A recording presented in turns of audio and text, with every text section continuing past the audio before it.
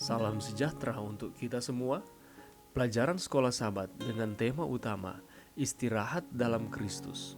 Pelajaran keempat, Harga dari Istirahat. Kamis 22 Juli, Pemantul Cahaya Tuhan.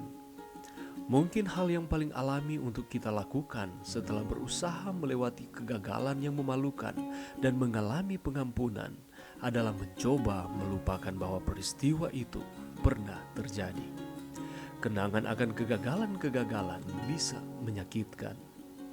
Apa yang ingin dilakukan Daud dengan pengalamannya yang menyakitkan?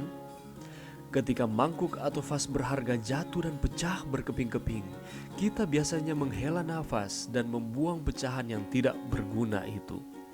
Di Jepang, ada seni tradisional yang disebut kintsugi, yang ahli dalam membuat kembali tembikar yang rusak. Logam mulia seperti emas atau perak cair digunakan untuk merekatkan potongan-potongan yang rusak dan mengubah benda yang rusak menjadi sesuatu yang indah dan bernilai. Setiap kali Tuhan mengampuni pelanggaran kita dan menciptakan kita kembali, sesuatu berubah.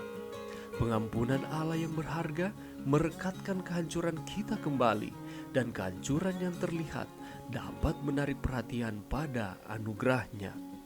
Kita bisa menjadi pengeras suara Tuhan. Lidahku akan bersorak-sorai memberitakan keadilan-Mu. Mazmur 51 ayat 16. Kita tidak berusaha memperbaiki atau mengembangkan diri sendiri, bahkan secara bertahap. Semangat kita yang patah, hati kita yang remuk, sudah cukup menjadi pujian bagi Allah. Dan itu adalah sinar cahaya yang dapat dilihat dunia di sekitar kita. Pengalaman dimaafkan yang kita terima menarik orang lain yang mencari pengampunan. Ketika kita membaca Mazmur pasalnya yang ke-51 dan 1 Yohanes 1 ayat 9, apakah hubungan dari kedua ayat ini? 1 Yohanes 1 ayat 9, ringkasan singkat dari Mazmur pasalnya yang ke-51. Sebagaimana Daud mengetahui bahwa hati yang patah dan remuk tidak akan Kau pandang hina, ya Allah. Yohanes meyakinkan kita bahwa jika kita mengaku dosa kita, maka Ia adalah setia dan adil, sehingga Ia akan mengampuni dosa kita dan menyucikan kita dari segala kejahatan. Kita dapat mempercayai Allah atas firman-Nya.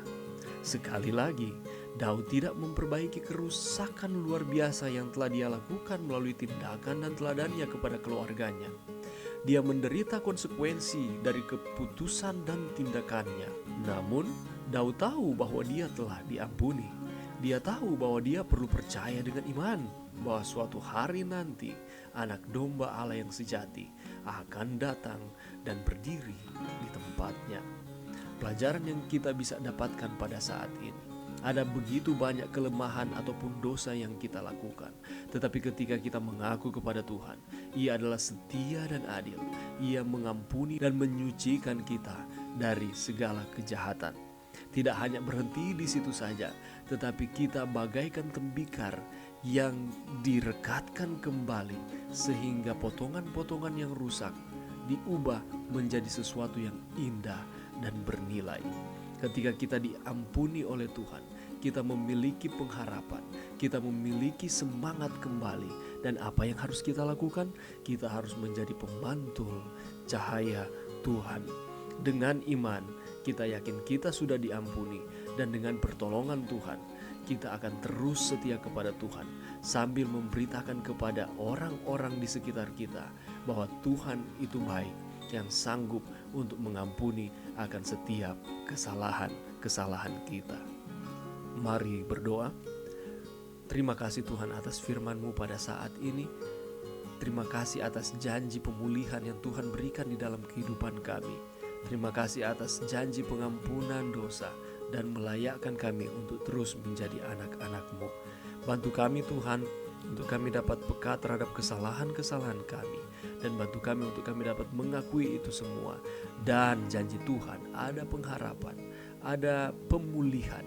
Ketika kami meminta ampun, Tuhan memulihkan kami, dan kami disanggupkan untuk menjadi pemantul cahaya Tuhan di dalam kehidupan kami, untuk menjadi terang kepada saudara-saudara kami. Ini doa kami, di dalam nama Yesus kami berdoa. Amin.